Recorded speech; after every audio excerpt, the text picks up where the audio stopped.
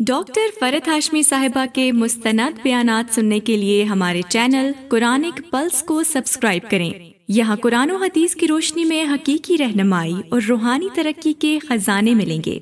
अभी जुड़ें और दीन को गहराई से समझें। अस्सलामु अलैकुम वरहमतुल्लाहि वबरकातुहू। नहमदुहु व नुसल्ली अला रसूलिहिल करीम, अम्मा बाद, फ़अऊज़ु बिल्लाहि मिनश शैतानिर रजीम। बिस्मिल्लाहिर रहमानिर रहीम। रब्बि इश्रह ली सदरी व यस्सिर ली अमरी वहलुल उक़दतम मिन लिसानी यफ़क़हू क़ौली।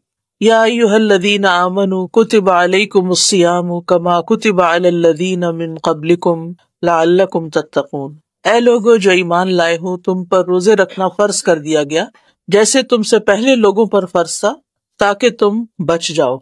रमजान एक मुबारक महीना है जिसके रोजे रखना अल्लाह सुब्हानहू तआला ने हम पर फर्ज किया है। इस महीने में आसमान के दरवाजे खोल दिए जाते हैं, यानी हमारी इबादतें कबूल होती हैं, हमारी दुआएं कबूल होती हैं, हमारा जमीन की निस्बत आसमान से एक राब्ता ज्यादा हो जाता है। इस महीने में जहन्नम के दरवाजे बंद कर दिए जाते हैं, जो कि अल्लाह सुब्हानहू तआला की एक खास रहमत है, और सरकश शैतानों को तौक पहना दिए जाते हैं, यानी वो फ्रीली अपनी मूवमेंट नहीं कर सकते। ये महीना एक बहुत खैर लाने वाला महीना है जिसमें इंसान की नेकियां कई गुना ज्यादा अजर सवाब पाती हैं। इस महीने में की जाने वाली नेकियों का अजर सवाब भी कई गुना ज्यादा बढ़ जाता है। रसूलुल्लाह सल्लल्लाहु अलैहि वसल्लम ने फरमाया, बेशक तुम पर यह महीना आया है और इसमें एक ऐसी रात है जो 1000 महीनों से बेहतर है। जो उससे महरूम रहा वो हर तरह की खैर व भलाई से महरूम रहा, यानी वो हकीकी मानों में महरूम है। लिहाजा बहुत जरूरी है कि हम इस महीने के आने से पहले ही उसकी याद ताज़ा कर लें, उसकी प्लानिंग कर लें, इस महीने के आने के मकसद को समझें और इसमें करने के कामों को दोबारा से दोहरा लें। अल्हम्दुलिल्लाह जिंदगी में कई बार रमजान आया और अल्लाह के फजल से आप सब ने उसमें अल्लाह ताला की खूब खूब इबादत भी की होगी, लेकिन जिंदगी की मसरूफियात में बाज़ औक़ात इंसान किए हुए कामों को भी भूल जाता है कि मुझे इस महीने में क्या कुछ करना है। तो हमें इसके फायदों को सामने रखते हुए सबसे पहली बात तो ये कि हमें ये सोचना है कि हम रोजे रखें क्यों। एक तो यह है कि ये एक फर्ज इबादत है, अल्लाह ताला ने हम पर लाजिम कर दिया है कि रोजे रखने हैं तो हम रख रहे हैं। अल्लाह ताला की इताअत है, इबादत है। अगर देखा जाए तो हमारे दीन में इबादत की मुख्तलिफ किस्में हैं। कुछ इबादत सिर्फ जिस्मानी हैं, कुछ इबादत सिर्फ माली हैं और कुछ जिस्मानी और माली दोनों हैं।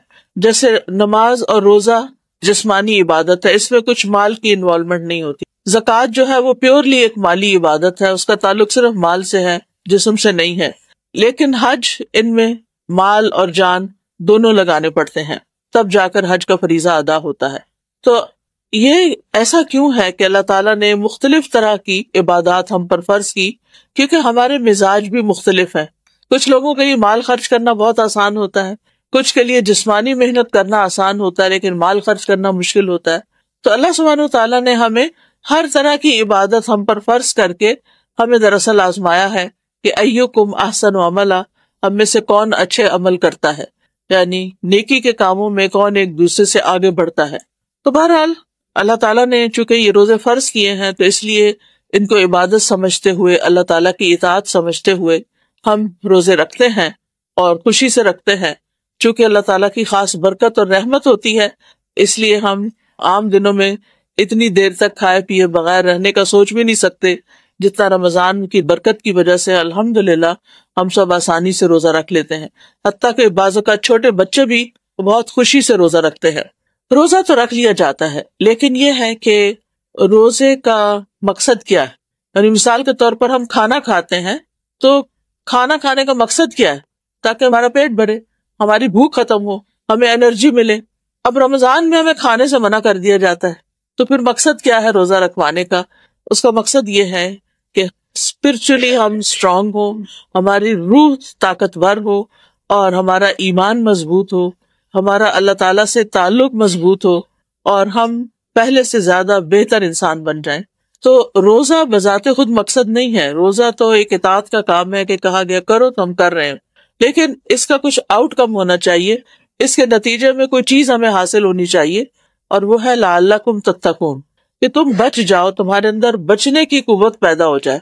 اگر ہم اپنی عبادات کو دیکھیں تو اس کے دو حصے ہوتے ہیں، ایک اس میں کچھ کرنے کی چیزیں ہوتی ہیں اور ایک میں کچھ بچنے کی چیزیں ہوتی ہیں۔ انسان کا دین مکمل نہیں ہوتا جب تک کرنے والے کام کرے نہ اور چھوڑنے والے کام چھوڑے نہ، یعنی کچھ اوامر ہیں اور کچھ منہیات ہیں۔ عربی میں دو ٹرمز استعمال ہوتی ہیں کہ کچھ اللہ تعالیٰ کے احکامات ہیں کہ یہ کر لو، کرو کرو کرو، اور کچھ یہ کہ یہ نہ کرو، یہ نہ کرو، یعنی جن کو ہم ڈوز اینڈ ڈونٹس کہتے ہیں۔ تو صرف اچھے کام کرنے سے بھی بات نہیں بنتی اور صرف برائیاں چھوڑنے سے بھی نہیں بنتی، یہ دونوں چیزیں مل کر پازیٹیو اور نیگیٹو اکٹھے ہوتے ہیں تو اپنا پورا فنکشن کرتے ہیں۔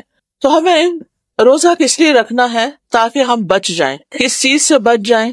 گناہوں سے بچ جائیں، اللہ کی نافرمانی کے کاموں سے بچ جائیں، اور پھر الٹیمیٹلی دوزخ سے بچ جائیں، اللہ کے عذاب سے بچ جائیں، اللہ کی ناراضگی سے بچ جائیں۔ تو اس لیے بہت ضروری ہے کہ ہم روزوں کا خوش دلی کے ساتھ اہتمام کریں، ایمان اور احتساب کے ساتھ روزے رکھیں۔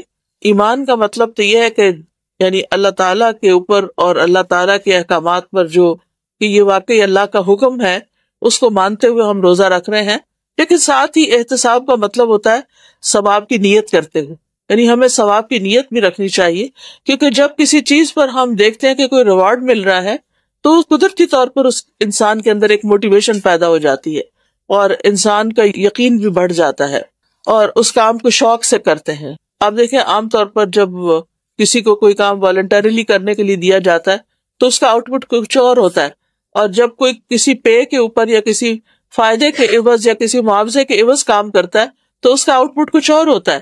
یہ عام روزمرہ زندگی میں بھی آپ نے مشاہدہ کیا ہوگا، بچوں کے اندر، بڑوں کے اندر، سب کے اندر، انسان کے اندر یہ چیز ہے اور اللہ سبحانہ وتعالیٰ اس کو بہت اچھی طرح جانتے ہیں۔ تو اس لیے ہمیں ساتھ ہی بتا دیا گیا کہ لعلکم تتقون، تاکہ تم بچ جاؤ، یعنی اگر تم رمضان کے روزے رکھو گے تو تم اللہ کی ناراضگی سے بچ جاؤ گے، اللہ کے عذاب سے بچ جاؤ گے۔ اب یہ بچنے کا عمل کیسے ہوتا ہے؟ یہ بچنے کا عمل اس طرح ہوتا ہے کہ انسان رمضان کے روزوں میں اللہ کے حکم سے حلال چیزیں بھی چھوڑ دیتا ہے۔ انسان کے اندر دو بڑی خواہشات ہیں، ایک کھانے کی خواہش ہے اور ایک سیکس کی خواہش ہے۔ روزے کی حالت میں ان دونوں کو اوائڈ کرنے کے لیے کہا گیا کہ طلوع فجر سے لے کر غروب آفتاب تک ان دو کاموں سے مکمل طور پر اجتناب کرنا ہے، ورنہ روزہ ٹوٹ جائے گا۔ اب یہ دونوں چیزیں شادی کے بعد ہسبینڈ وائف کا جو تعلق ہے وہ بھی حلال ہے، اور کھانے پینے میں جو طیبات ہیں، پاکیزہ چیزیں ہیں، وہ بھی ہمارے لیے حلال ہیں۔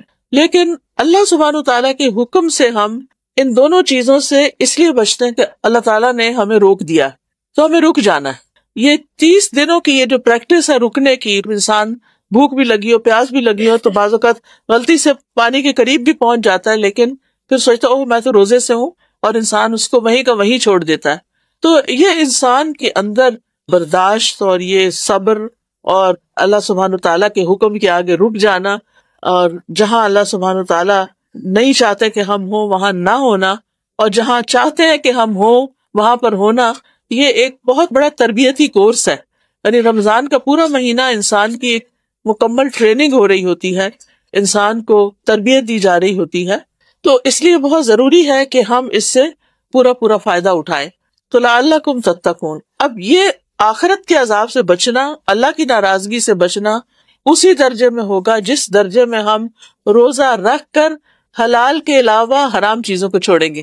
بعض اوقات ہم حلال چیزیں چھوڑ دیتے ہیں، کھانا پینا چھوڑ دیتے ہیں، لیکن مردہ بھائی کا گوشت کھانا نہیں چھوڑتے، یعنی روزہ رکھ کر بھی غیبت چغلی چل رہی ہوتی ہے کسی نہ کسی شکل میں، یعنی وہاں آ کے ہمارا کنٹرول ختم ہو جاتا ہے، ہم اپنے آپ پر کنٹرول نہیں رکھ سکتے۔ کوئی بات کر رہا ہو کسی کی تو ہم آگے سے 2 لگانے کو تیار ہوتے ہیں تاکہ یعنی کہ ایک ویلیڈیشن ہو جائے اس کی۔ تو ہمیں اس بارے میں خاص طور پر رمضان کے اندر بہت محتاط رہنا ہے کہ اپنے روزے کو خراب نہیں ہونے دینا کسی بھی حرام اور مکروہ اور مشکوک چیز سے، کہ جس سے روزہ جو ہے وہ خراب ہو جائے۔ نبی صلی اللہ علیہ وسلم نے فرمایا کہ جو روزہ رکھ کے بھی جھوٹ بولنا اور جھوٹ پر عمل کرنا نہیں چھوڑتا، اللہ سبحانہ تعالیٰ کو اس کی کوئی ضرورت نہیں کہ وہ کھانا پینا چھوڑ دے۔ یعنی روزے سے اصل مقصد کھانا پینا چھڑانا نہیں ہے، اصل مقصد کچھ اور ہے، اور وہ ہے بری عادتیں چھڑانا، یعنی وہ چیزیں جو اللہ کی نافرمانی کی ہیں، اللہ تعالیٰ کی ناراضگی کی ہیں، ان کو چھڑوانا۔ اور انشاءاللہ جب ہم روزے کی حالت میں کھانا پینا جو ہم سب کی ویکنس ہے وہ چھوڑ سکتے ہیں، تو اللہ کے حکم سے ہم غیبت چگلی بھی چھوڑ سکتے ہیں۔ اسی طرح بعض کچھ اور چیزیں زندگی میں حرام ہیں، جیسے کسی کو دھوکہ دینا، چیٹ کرنا، کاروبار کے اندر ملاوٹ کرنا، جیسے تیل کے اندر ملاوٹ ہے، کھانے کی دوسری چیزوں کے اندر ملاوٹ ہے، سود لیا جا رہا ہے، رشوت لی جا رہی ہے، حرام چیزیں کی جا رہی ہیں۔ تو ان سب چیزوں کو جب تک نہیں چھوڑتے تو روزے کی روح حاصل نہیں ہوتی۔ یہ اگرچہ مشکل ہے لیکن پھر بھی امپاسبل نہیں، اگر ہوتی تو اللہ سبحانہ وتعالیٰ ضرور اس میں کوئی رخصت دے دیتے، ہمیں کچھ نہ کچھ چھوٹ دے دیتے، کچھ اجازت دے دیتے، لیکن ایسا نہیں ہے۔ تو بہرحال یہ مہینہ جو ہے یہ کچھ کرنے کا بھی ہے اور کچھ چھوڑنے کا بھی ہے، تاکہ ہمارے اندر غلط چیزوں سے بچنے کی قوت پیدا ہو جائے۔ تو اس مہینے میں کرنا کیا ہے اور کیوں کرنا ہے؟ چونکہ آسمان کے دروازے کھل جاتے ہیں تو آسمان کی طرف کیا چڑھتا ہے؟ قرآن مجید میں آتا ہے الیہ یصعد الکلم الطیب والعمل الصالح یرفعہ، اللہ تعالیٰ کی طرف اوپر چڑھتے ہیں پاکیزہ کلمات، اور نیک عمل جو ہے وہ اس کو اوپر لے جاتا ہے۔ یعنی ہم جو بھی ذکر اذکار کرتے ہیں، زبان سے جو بھی اچھی باتیں کرتے ہیں، مثلا میں درس دے رہی ہوں، حدیثیں پڑھ رہی ہوں، آیتیں پڑھ رہی ہوں، یہ ساری باتیں ہیں، لیکن ان باتوں کو اوپر کیا چیز اٹھائے گی؟ وہ میرا عمل اٹھائے گا کہ جو میں آپ کو بتا رہی ہوں کیا میں وہ کر بھی رہی ہوں یا نہیں، کیونکہ یہ باتیں صرف باتیں کرنے کی نہیں ہے، صرف سننے کی نہیں ہے، صرف ہر سال دوہرا لینے کی نہیں ہے، بلکہ عمل کرنے کی ہے۔ تو الیہ یصعد الکلم الطیب والعمل الصالح یرفعہ، اور یہ اعمال صالحہ کون کون سے ہیں انشاءاللہ میں تھوڑی سی آگے تفصیل بتاؤں گی کہ جو ہمیں رمضان میں کرنے ہیں۔ پھر یہ مہینہ جنت کے دروازے کھلنے اور جہنم کے دروازے بند ہونے کا مہینہ ہے۔ اس کا مطلب یہ ہے کہ اس مہینے میں نیکی کرنا آسان اور برائی کرنا مشکل ہو جاتا ہے، کیونکہ شیطان بھی جکڑا جاتا ہے۔ اور خاص طور پر رمضان کے مہینے میں نیکیوں کی دعوت دینے والا ایک منادی مقرر کر دیا جاتا ہے، یعنی پکارنے والا۔ رسول اللہ صلی اللہ علیہ وسلم نے فرمایا جب رمضان کا مہینہ آتا ہے وَيُنَادِي فِيهِ مَلَكٌ، تو ایک فرشتہ اس پر متعین کر دیا جاتا ہے، مقرر کر دیا جاتا ہے، اور وہ پکارتا رہتا ہے، ینادی یعنی ندا، آواز دیتا رہتا ہے، یا باغی الخیر اقبل و یا باغی الشر اقصر، اے خیر کے چاہنے والے آگے بڑھ اور اے شر کے چاہنے والے رک جا، یہاں تک کہ رمضان ختم ہو جاتا ہے۔ ہم میں سے ہر ایک خیر چاہتا ہے، تو اے خیر کے چاہنے والے آگے بڑھ۔ اب وہ ہر روز کہہ رہا آگے بڑھ آگے بڑھ، تو اس کا کیا مطلب ہے کہ میکسیمم ایفرٹ لگانی، جتنا کر رہے ہیں اس کو کافی نہیں سمجھنا۔ ہماری رمضان کی عبادتیں ہمارے عام دنوں سے زیادہ ہونی چاہیے۔ تو یا باغی الخیر اقبل، ہم دعا کر رہے ہیں، ایک دن کرتے ہیں، اگلے دن وہ کہتا ہے اور آگے بڑھو اور آگے بڑھو اور آگے۔ اسی وجہ سے آپ دیکھیں کہ رمضان کی عبادتیں ہوتے ہوتے جب آخری عشرہ آتا ہے تو اس میں اور بھی زیادہ زور پکڑ جاتا ہے یہ ساری عبادت اور کوشش اور محنت۔ نبی صلی اللہ علیہ وسلم آخری راتوں میں خود بھی جاگتے تھے اور اپنے گھر والوں کو بھی جگاتے تھے، یعنی راتیں ان کی جاگتی تھی۔ پورے سال میں یہی راتیں ہیں جن میں ساری رات بھی جاگا جاتا ہے، اور گپ شپ کے لیے، کھانے پینے کے لیے، سوشلائزنگ کے لیے نہیں، کیونکہ بعض لوگ اکٹھے ہو کے عبادت کرتے ہیں، پھر وہ ہنسی مذاق شروع ہو جاتا ہے اور دعاؤں سے توجہ کم ہو جاتی ہے، اور چیزیں بیچ میں آ جاتی ہیں، کھانے پینے کے لمبے چوڑے اہتمامات شروع ہو جاتے ہیں۔ تو ان چیزوں سے بھی ہمیں بچنے کی ضرورت ہے۔ تو یا باغی الخیر اقبل و یا باغی الشر اقصر۔ تو رمضان ایک ایسا مبارک مہینہ ہے جس میں نیکی کے مواقع جمع ہو جاتے ہیں، یعنی ہم نے روزہ بھی رکھا ہوتا ہے، ہماری نمازیں بھی ہو رہی ہوتی ہیں، تہجد یا تراویح بھی ہو رہی ہوتی ہے، پھر صدقہ خیرات بھی ہو رہا ہوتا ہے، عمرے پہ بھی لوگ چلے جاتے ہیں۔ یعنی رمضان کا مہینہ اتنا مبارک مہینہ ہے کہ جس میں ساری نیکیاں بیک وقت ہو رہی ہوتی ہیں، اکٹھی ہو جاتی ہیں۔ عام دنوں میں ہم کبھی ایک کام کرتے ہیں، کبھی دوسرا کرتے ہیں، کبھی روزہ رکھ لیا، کبھی نہیں رکھا، کبھی صدقہ خیرات زیادہ ہو گیا، کبھی نہیں ہوا۔ لیکن رمضان میں یہ چیزیں ایک پلاننگ کے تحت اور ایک شوق اور ایک محبت کے تحت اور اپنے اوپر لازم کرتے ہیں، اور بہت سے لوگ رمضان میں زکوٰۃ بھی اپنی نکالتے ہیں۔ تو روزہ، عمرہ، زکوٰۃ، صدقات اور نماز اور تہجد اور ذکر اذکار، یہ سارا کچھ اکٹھا ہو جاتا ہے ایک جگہ پر۔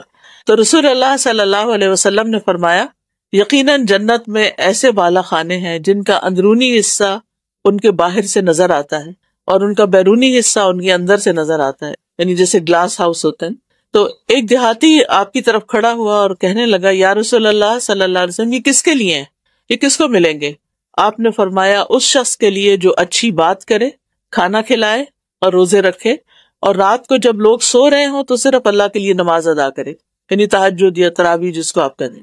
اب رمضان میں آپ یہ ساری باتیں کر سکتے ہیں. ایک ٹائم مقرر کریں جب آپ اپنے گھر والوں کو، اپنے بچوں کو لے کے بیٹھیں، چاہے 10 منٹ کے لیے، 5 منٹ کے لیے، خاص طور پہ اگر بچے چھوٹے ہیں تو ان کو لے کے بیٹھیں اور ان کے ساتھ ہر روز تھوڑی سی بات رمضان کے سلسلے میں ضرور کریں. اس کے لیے یہ کتاب جو ٹیبل پہ رکھی ہوئی ہے، شہر رمضان، رمضان کے مہینے کی، یہ بڑی اچھی کتاب ہے. اس میں ایک ایک پیج، سوا پیج کے ساتھ رمضان میں جتنی چیزیں کرنی ہوتی ہیں وہ ساری اس کے اندر موجود. یعنی آپ کو کہیں اور جانے کی ضرورت نہیں تیاری کرنے کے لیے. ایک پیج آپ اس میں سے پڑھیں، جو خاص بات ہے وہ اپنے بچوں کے ساتھ شیئر کر لیں اور ان کے ساتھ ڈسکشن کریں. اس سے یہ ہے کہ گھر میں ایک رحمت اور برکت بھی آتی ہے، کیونکہ جب گھر والے بھی اکٹھے ہو کے بیٹھتے ہیں، یعنی کبھی بھی کوئی اکٹھا ہو کے کام کرتا ہے تو اجتماعیت کی ایک برکت ہوتی ہے. یعنی ایک تو یہ کہ ہر کوئی اپنے اپنے کمرے میں بیٹھا ہے، پڑھ رہا ہے، وہ بھی اچھی بات ہے. اعتکاف اس کے لیے بہت اچھا موقع ہوتا ہے کہ آخری 10 دنوں میں انسان سب کو چھوڑ کے الگ ہو جائے.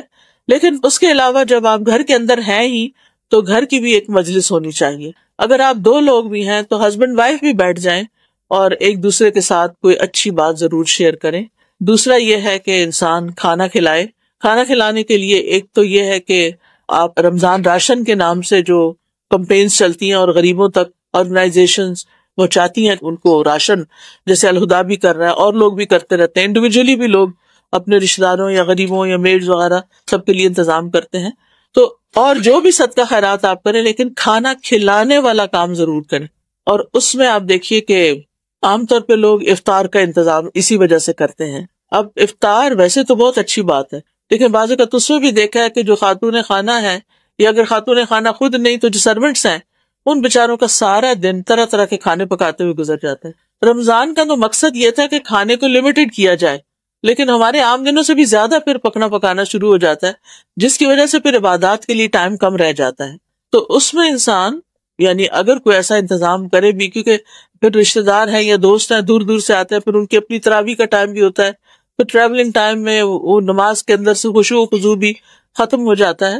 تو آپ پکا کے بھی کسی کے گھر بھیج سکتے ہیں، پکا کے بھی بھیج سکتے ہیں. اسی طرح ایسی جگہ جہاں پر بہت سارے لوگ اکٹھے ہوں، جیسے ہاسٹلز ہوتے ہیں، اس میں بہت ساری بچیاں، یا مدرسہ ہوتا ہے کوئی جس میں بہت سارے بچے اکٹھے بیٹھے ہوتے ہیں، اکٹھے رہ رہے ہوتے ہیں. اب تو یونیورسٹیز میں بھی آپ دیکھیں، یونیورسٹیز کے بھی ہاسٹل ہیں، یہاں اسلام آباد میں کئی ایک ہاسٹلز ہیں، ہو سکتا ہے آپ کے نیبرہڈ میں کوئی ہاسٹل ہو. تو اب وہ ہاسٹل کا کھانا تو آپ کو سب کو پتہ ہی ہے کہ وہ کیسا کھانا ہوتا ہے. تو رمضان کے مہینے میں آپ روز کھانا نہیں کھلا سکتے، روز نہیں پکا سکتے، تو کٹھا کھانا پکوا کر بھی آپ کسی ایسی جگہ پر سب کو کھلا سکتے ہیں. پھر اسی طرح روزے تو رکھنے ہی ہیں، اور رات کو جب سو رہے ہوں تو صرف اللہ کے لیے نماز.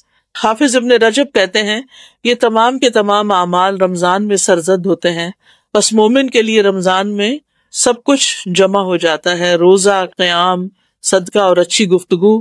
کیونکہ روزے دار کو بے مقصد اور جنسی بات کرنے سے منع کر دیا جاتا ہے. روزہ، نماز اور صدقہ اپنے کرنے والے کو اللہ عز و جل تک پہنچا دیتے ہیں، یہ اللہ کا قرب نصیب ہوتا ہے. نماز نمازی کو آدھے رستے تک پہنچا دیتی ہے، روزہ اسے بادشاہ کے دروازے تک پہنچا دیتا ہے، اور صدقہ اس کا ہاتھ پکڑ کر بادشاہ کے پاس داخل کر دیتا ہے. یعنی صدقے کی وجہ سے انسان اللہ تعالیٰ کے اور زیادہ قریب ہو جاتا ہے. اور چونکہ یہ قرآن کا مہینہ ہے، نبی صلی اللہ علیہ وسلم اس مہینے میں حضرت جبریل علیہ السلام کے ساتھ قرآن کا دور کیا کرتے تھے. اور جب آپ جبریل علیہ السلام کے ساتھ مل کر یہ دور کرتے تو تیز آندھی سے بھی زیادہ سخاوت کرتے تھے.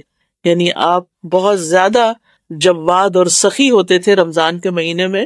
یعنی جیسے تیز آندھی چلتی ہے تو اس کے ساتھ کچھ مٹی بھی اڑتی ہے، اور آپ نے دیکھا ہوگا کہ گھر کے ہر چیز کے اوپر اس کے اثرات نظر آتے ہیں. تو اسی طرح رمضان میں آپ کے صدقہ خیرات کے جو اثرات ہیں وہ ہر طرف نظر آنے چاہیے. یعنی آپ کے عزیز، دوست، رشتہ دار، یعنی سب تک آپ کچھ نہ کچھ خیر ضرور بانٹیں.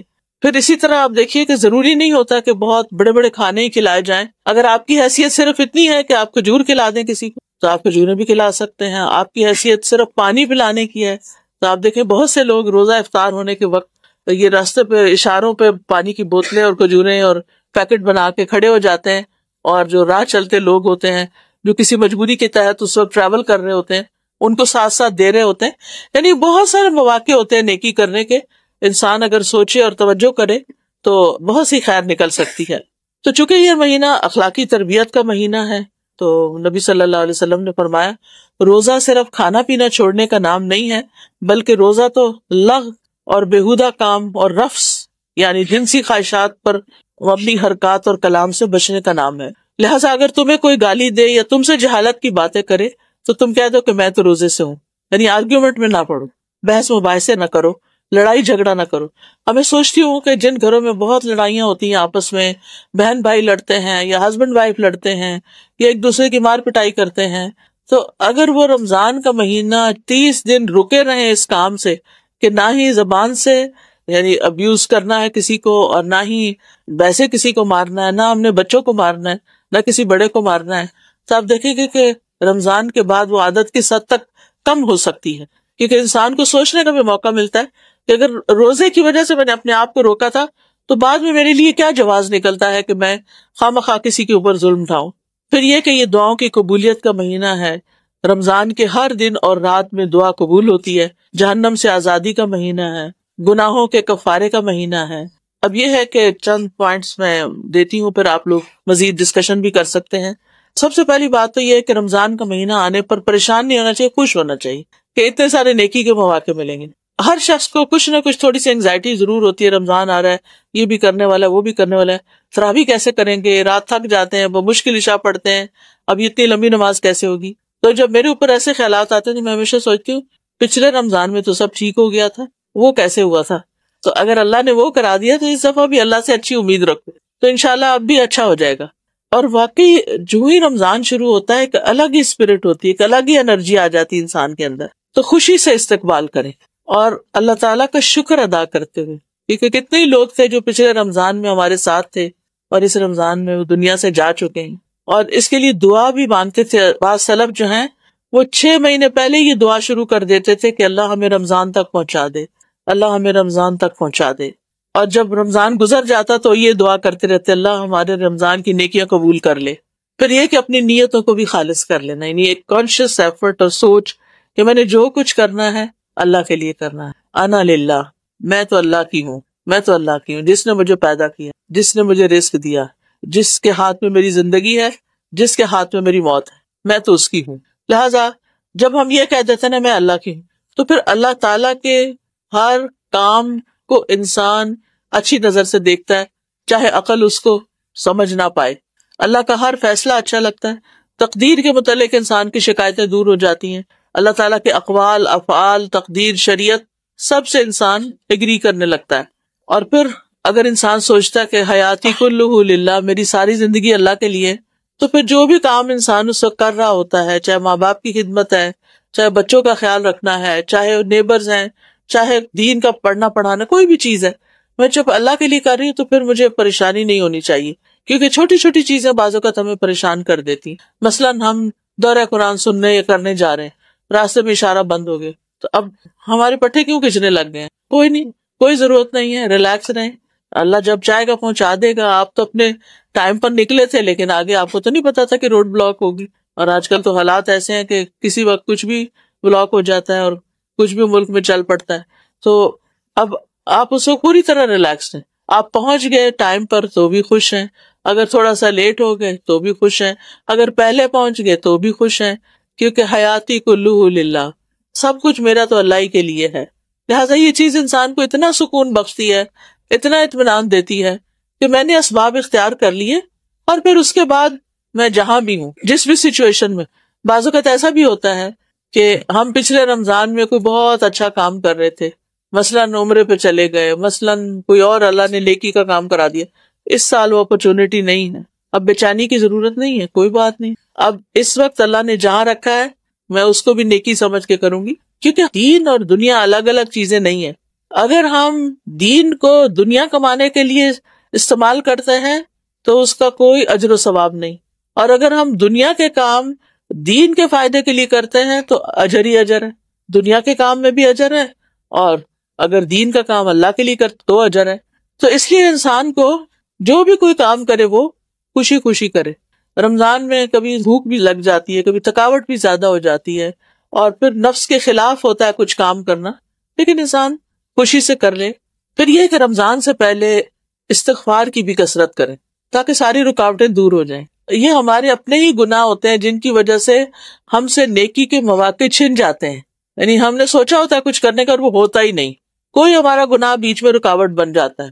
تو استغفار کرنے سے آپ نے دیکھا ہوگا رزق کے دروازے کھلتے ہیں, بارشیں برستی ہیں, اللہ تعالیٰ مال اور اولاد میں برکت ڈالتا ہے. یعنی کہ ساری رکاوٹیں ختم اور دعائیں قبول, اور بندے کو جو چاہیے تھا وہ اسے مل گیا. تو رمضان بھی چونکہ نیکیوں کا مہینہ ہے, اس لیے اللہ کی توفیق سے نیکی ہو سکتی ہے, اور اللہ کی توفیق اس بندے کے ساتھ ہوتی ہے جو اللہ سے توبہ استغفار کرتا رہتا ہے. پھر یہ کہ رمضان میں چونکہ قرآن نازل ہوا تھا, شہر رمضان الذی انزل فیہ القرآن, لہذا قرآن کے ساتھ ہمارا خاص تعلق ہونا چاہیے. اس کا پڑھنا, اس کا سمجھنا, اس کا پڑھانا, اس کو پھیلانا, یعنی کوئی بھی ڈائریکٹ انڈائریکٹ تعلق اس کے ساتھ ہر صورت ہونا چاہیے. کم از کم منیمم ایک قرآن تو ضرور ختم ہونا چاہیے, یعنی اس سے کم نہیں. عبداللہ بن مسعود کہا کرتے تھے کہ جو ایک مہینے میں ایک قرآن ختم نہیں کرتا وہ دراصل قرآن کو چھوڑے ہوئے ہے. حجر القرآن ہے نا, جو قرآن مجید میں آتا ہے سورۃ بنی اسرائیل میں, وقال الرسول یا رب ان قوم اتخذوا هذا القرآن مہجورا, کہ رسول قیامت کے دن کہیں گے اے رب میری اس قوم نے اس قرآن کو چھوڑ دیا تھا. آپ کی قوم کون ہے؟ دو طرح کی ہے, ایک جنہوں نے آپ کی بات پہ لبیک نہیں کہا اور جنہوں نے آپ کی بات پہ لبیک کہا, دونوں ہی آپ کی امتیں ہیں. ایک امت اجابت ہے اور دوسری جو ہے وہ امت دعوت ہے. تو امت اجابت کون ہے؟ ہم لوگ امت اجابت ہیں جنہوں نے آپ کی بات مان لی. اور امت دعوت کون ہے؟ کہ جن تک رسول اللہ صلی اللہ علیہ وسلم کی دعوت جانی چاہیے, جن تک اسلام کا پیغام پہنچنا چاہیے. تو جنہوں نے دعوت قبول کر لی اور پھر اس کے بعد کچھ کیا ہی نہیں, قرآن کے ساتھ کوئی تعلق ہی نہیں, تو رسول صلی اللہ علیہ وسلم قیامت کے دن اس کے خلاف گواہی دیں گے کہ یار اب اس قوم نے, ان لوگوں نے قرآن کو چھوڑ رکھا تھا. تو مہینے میں ایک دفعہ قرآن ختم نہ کرنا حجر القرآن میں آتا ہے. صحابہ جو تھے وہ 8-8 دن میں, ہفتے بھر میں ختم کر لیا کرتے تھے. چلے ہماری مصروفیات اور کام ایسے ہیں, لیکن ایک پارے کا ٹارگٹ تو رکھ ہی لینا چاہیے ہم, اور رمضان میں تو ضرور رکھنا چاہیے. کچھ صبح میں پڑھ لیں, کچھ دوپہر میں پڑھ لیں, کچھ شام کو پڑھ لیں. پھر ایک جو ہے وہ تراویح میں اگر ختم ہو جائے تو بہت اچھا ہے, چاہے خود پڑھیں, موبائل سے پڑھ لیں, آئی پیڈ سے پڑھ لیں, یا پھر کسی امام کے پیچھے پڑھ لیں, یا اپنے گھر میں کسی بچی کو جس نے حفظ کیا ہوا ہو اس کو بلا کے اپنے گھر والوں, محلے والوں کو ساتھ ملا کے کوئی انتظام کر لیں. یعنی ہر ایک کی اپنی پرسنل ارینجمنٹ اینڈ پریفرنس ہے, کس کو کہاں زیادہ مزہ آتا ہے اس کے مطابق وہ کام کر لے. لیکن یہ میک شور کریں کہ قرآن کے ساتھ عام دنوں کی نسبت زیادہ تعلق ہے. قرآن مجید بھی اس مہینے میں نازل ہے, سابقہ کتب بھی اسی مہینے میں نازل ہوئی. یعنی یہ مہینہ اللہ کی طرف سے وحی آنے کے لیے ایک خاص مہینہ ہے. اسی لیے اگر اس مہینے میں سمجھ کر قرآن پڑھا یا سنا جائے وہ دلوں پہ زیادہ اثر کرتا ہے, کیونکہ یہ ہدایت کی کتاب ہے. پھر یہ ہے کہ صرف دن کو نہیں پڑھیں, رات کو بھی اس کا اہتمام ضرور ہونا چاہیے, اور خاص طور پر تراویح میں, اور اس سے بڑھ کر لیلۃ مبارکہ میں, کیونکہ انا انزلناہ فی لیلۃ مبارکہ, ہم نے اس قرآن کو مبارک رات میں نازل کیا تھا, اور وہ رمضان کی راتوں میں سے ایک رات تھی شب قدر, کہا جاتا ہے کہ 27ویں رات تھی. بہرحال جو بھی تھی, آخری راتوں کی ایک طاق رات تھی جس میں قرآن نازل ہوا. انا انزلناہ فی لیلۃ القدر, ہم نے اسے قدر کی رات میں اتارا, نائٹ آف پاور. تو اس لیے دن کے علاوہ رات کو بھی قرآن کا پڑھنا, تلاوت کرنا اور کچھ نہ کچھ اس کو سمجھنا, یہ انسان کی شخصیت کے اوپر, انسان کی طبیعت کے اوپر, مزاج کے اوپر بہت بہترین اثرات ڈالتا ہے. تو اس لیے اس کا اہتمام ضرور کیجیے. نبی صلی اللہ علیہ وسلم تو رمضان کی ہر رات میں جبریل علیہ السلام سے مل کر قرآن کا دور کیا کرتے تھے. لہٰذا اس سے یہ بات پتہ چلتی ہے کہ ایک تو ہے اکیلے تلاوت, ٹھیک ہے, وہ آپ اپنی سہولت سے جب اٹھتے بیٹھتے, چلتے پھرتے, واک کرتے, گاڑی میں بیٹھ کے کہیں نہ کہیں آپ کر لیں, ہو گیا پورا آپ کا سپارہ. لیکن کچھ وقت ایسا ضرور رکھیں کہ جس میں آپ کسی کے ساتھ بیٹھیں. موسیٰ علیہ السلام نے اپنے بھائی ہارون علیہ السلام کو مانگا تھا, اللہ تعالیٰ سے دعا کی تھی کہ وَاجْعَلْ لِي وَزِيرًا مِّنْ أَهْلِي هَارُونَ أَخِي اُشْدُدْ بِهِ أَزْرِي كَيْ نُسَبِّحَكَ كَثِيرًا وَنَذْكُرَكَ كَثِيرًا إِنَّكَ كُنتَ بِنَا بَصِيرًا, کہ ہم مل کے تیرا ذکر کریں, مل کے تیری تسبیح کریں. جب انسان یعنی جماعت سے نماز پڑھتا ہے تو اس کا اپنا ہی ایک اثر ہوتا ہے, ایک مجلس میں بیٹھ کے قرآن پڑھتا ہے تو اس کا اپنا ہی ایک اثر ہوتا ہے. تو اس کا بھی اہتمام جہاں کہیں دورہ قرآن ہو رہا ہو. آج کل سب نے اپنی سہولت دیکھ لی ہے کہ وہ آن لائن چیزیں مل جاتی ہیں. کسی اشد مجبوری بیماری کی صورت میں تو ٹھیک ہے آپ آن لائن کچھ کر لیں، گھر میں کر لیں، لیکن اگر آپ کو اللہ نے کوئی بھی سہولت دی ہے، گاڑی ہے آپ کے پاس اور باقی گھر کے کام کاج کے لیے آپ کے پاس ہیلپ موجود ہے، کچھ وقت علم کی مجلس میں، قرآن کی مجلس میں ضرور جا کر بیٹھے کہ اس کی اپنی وائبز ہوتی ہیں. اس سے انسان ارد گرد کے ماحول سے بھی بہت کچھ سیکھ رہا ہوتا ہے، کیونکہ بہت سے لوگ ایک ایمانی حالت میں ہوتے ہیں، ایک ایمان کی کیفیت میں ہوتے ہیں. تو بہت ضروری ہے ایسی مجالس کو اٹینڈ کرنا. تو ایک قرآن ہو گیا تلاوت والا قرات، ایک قرآن ترجمہ قرآن کے ساتھ، فہم القرآن تھوڑا تھوڑا انڈرسٹینڈنگ کے ساتھ، اور ایک قرآن تراویح کے ساتھ. یعنی ان تین کا تو کم از کم ٹارگٹ رکھیں. اگر اس سے زیادہ کچھ ہو جائے تو ویل اینڈ گڈ، کیونکہ قرآن مجید کے ایک حرف پڑھنے پر 10 نیکیاں، اور اگر سمجھ کر پڑھا جائے تو اور بھی زیادہ. پھر یہ ہے کہ تلاوت قرآن سے اللہ تعالیٰ کا قرب ملتا ہے. ابن رجب کہتے ہیں نفلی اعمال میں عظیم عمل جس کے ذریعے انسان اللہ تعالیٰ کا تقرب حاصل کرتا ہے وہ قرآن کی کثرت سے تلاوت ہے، اور اس کو غور و فکر، تدبر اور خوب سمجھ کر سننا ہے. تو اس میں ایک چیز اور بھی اضافہ کر سکتے ہیں کہ اگر آپ کے پاس چانس ہو تو ایک قرآن سننے میں سن جائیں.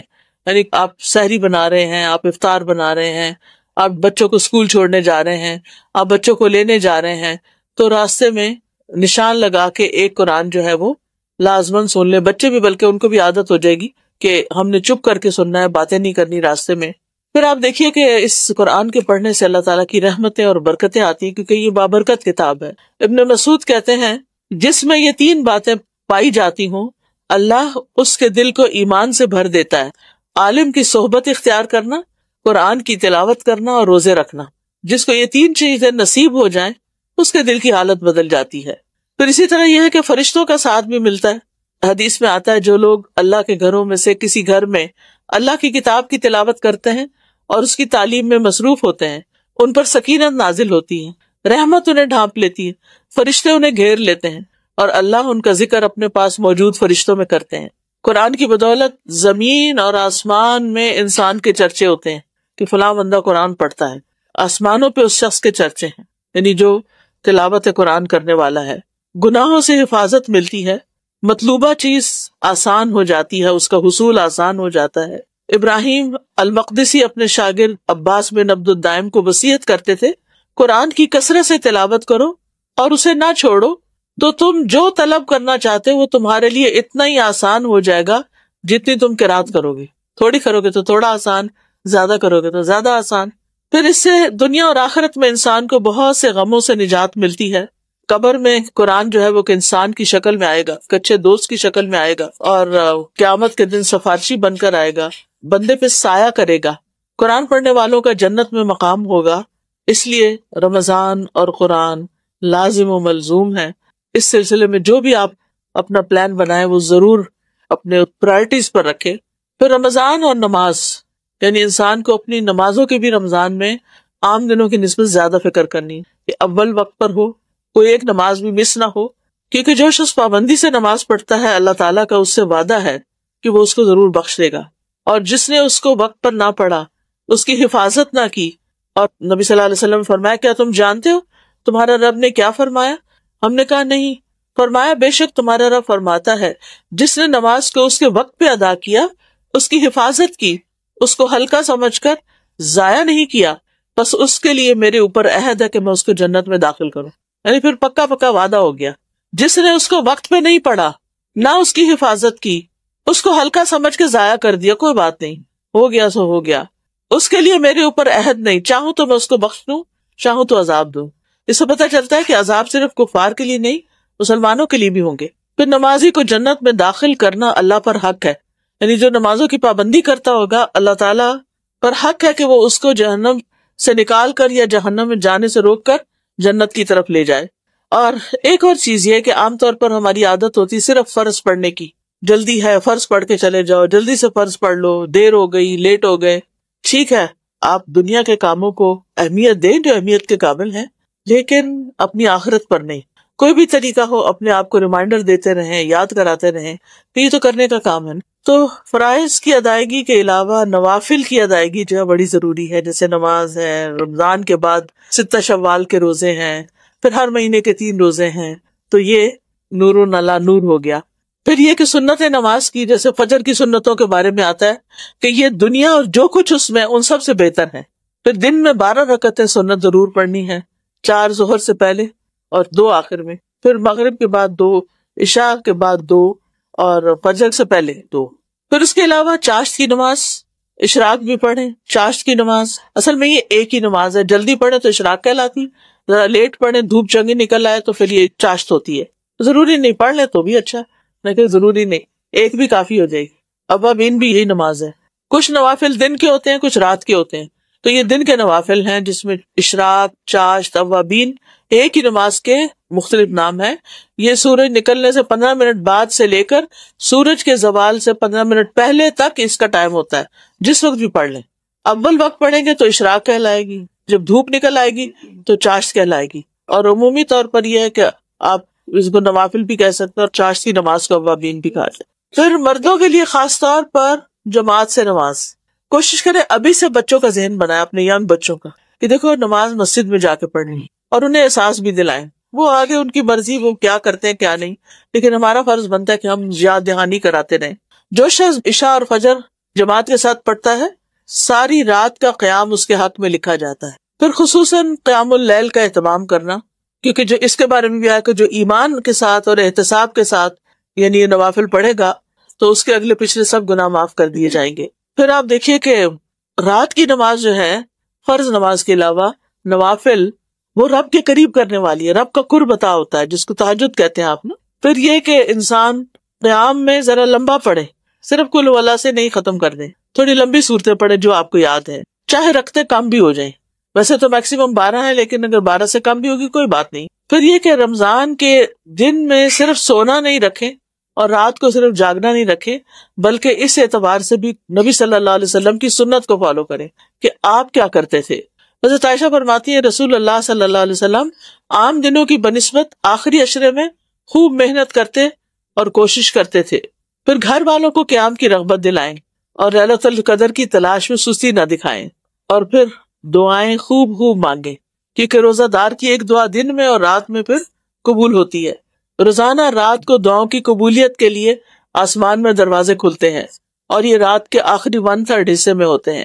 جی، صلاۃ و تسبیح پڑھی جا سکتی ہے، اجتماعی بھی پڑھی جا سکتی ہے، تہجد میں بھی پڑھ سکتے ہیں، لیکن ایک بات یاد رکھیے، صلاۃ و تسبیح آپ پڑھیے رمضان میں، لیکن اس کے مقابلے میں اگر آپ قرآن کے ساتھ پڑھیں گے نا کچھ بھی، کئی گنا زیادہ ثواب ہوگا اس کا، تو اس کا بھی ضرور دھیان میں رکھیے۔ پھر ذکر اذکار، چلتے پھرتے وَاذْكُرُوا اللَّهَ كَثِيرًا لَعَلَّكُمْ تُفْلِحُونَ، اللہ کا ذکر سکون کا باعث ہے، اور پھر یہ کہ افضل الذکر لا الہ الا اللہ ہے، اور یہ غموں کو بھی دور کرتا ہے۔ چلتے پھرتے اٹھتے بیٹھتے لا الہ الا اللہ، لا الہ الا اللہ، لا الہ الا اللہ۔ پھر یہ کہ لا الہ الا اللہ کا وزن کریں تو اگر تمام دنیا کی چیزوں کو ترازو کے ایک پلڑے میں رکھ دیا جائے اور لا الہ الا اللہ کو دوسرے پلڑے میں، تو بھی لا الہ الا اللہ والا پلڑا نیچے جھک جائے گا، خالی لا الہ الا اللہ بھی پڑھ سکتے۔ میرا کہنے کا مطلب ہے صلاۃ و تسبیح اچھی چیز ہے، لیکن قرآن کا پڑھنا اس سے بھی افضل ہے، کیونکہ رمضان میں قرآن نازل ہوا ہے، ٹھیک ہے؟ تو ایک دفعہ صلاۃ و تسبیح ہفتے میں ایک دن کافی ہے، ہر روز کی ضرورت نہیں ہے۔ ہر روز فوکس کریں قیام اللیل پہ، تہجد پہ، اور اس میں زیادہ سے زیادہ قرآن پڑھنے پر۔ پھر چلتے پھرتے اٹھتے بیٹھتے ذکر اذکار، سبحان اللہ، الحمدللہ، اللہ اکبر، سبحان اللہ کہنا اور الحمدللہ کہنے سے زمین اور آسمان کے درمیان کی فضا بھر جاتی ہے۔ الحمدللہ کہنا میزان کو بھر دیتا ہے۔ جو شخص سبحان اللہ العظیم و بحمدہ کہتا ہے اس کے لیے جنت میں کھجور کا ایک درخت لگا دیا جاتا ہے۔ اور جو شخص 100 دفعہ یہ کلمہ پڑھ لے، لا الہ الا اللہ وحدہ لا شریک لہ، لہ الملک و لہ الحمد وہو علی کل شیء قدیر، تو اسے 10 غلام آزاد کرنے کے برابر ثواب ملے گا۔ 100 نیکیاں اس کے اعمال نامے میں لکھی جائیں گی، 100 برائیاں اس سے مٹا دی جائیں گی۔ وہ سارا دن شام تک شیطان کے شر سے محفوظ رہے گا۔ کوئی شخص اس سے بہتر عمل لے کر نہیں آئے گا، البتہ جو شخص اس سے زیادہ عمل کرے اس کا ثواب پھر زیادہ ہوگا۔ پھر استغفار کے فائدے، صدقہ خیرات ان دنوں میں بہت کرنا چاہیے، کیونکہ رمضان میں ہر نیکی جو ہے وہ زیادہ فائدہ پاتی ہے، اور صدقہ جو ہے وہ آگ سے بچاؤ کا ذریعہ بھی ہے۔ عرش کے سائے میں جگہ نصیب ہوگی جس نے صدقہ پوشیدہ طور پر کیا، کہ بائیں ہاتھ کو بھی خبر نہیں ہوئی کہ کیا کیا. اور عمومی طور پر ہر نیک کام میں آگے بڑھیں. فاستبقوا الخیرات، نیکی کا ہر کام شوق سے کریں. روزہ شوق سے رکھیں، نماز شوق سے پڑھیں. اپنے یعنی کہ اس ایکسائٹمنٹ کو شو کریں ایک دوسرے پر. یہ نہیں کہ ہائے آج بڑا روزہ لگ رہا ہے، اور دوسرا کہ ہائے، وہ ساروں کو کنٹیجیس بیماری لگ جاتی ہے. پھر چھوٹی چھوٹی نیکیوں میں لوگوں سے آگے رہنے کی کوشش کریں. والدین کے ساتھ نیکی، ان کی طرف سے صدقہ خیرات ضرور کریں اگر فوت ہو چکے ہیں. لوگوں کے لیے فائدے کا بنے، سلام پھیلائیں، اچھی باتیں کریں، کسی کو پانی کا ایک گھونٹ ہی پلا دیں. اللہ سبحانہ وتعالیٰ سے دعا ہے کہ وہ نیکی کرنے کو آسان کر دے ہمارے لیے اور برائی کرنے کو مشکل کر دے، اور ہمیں اس مہینے سے پورا فائدہ اٹھانے کی توفیق دے.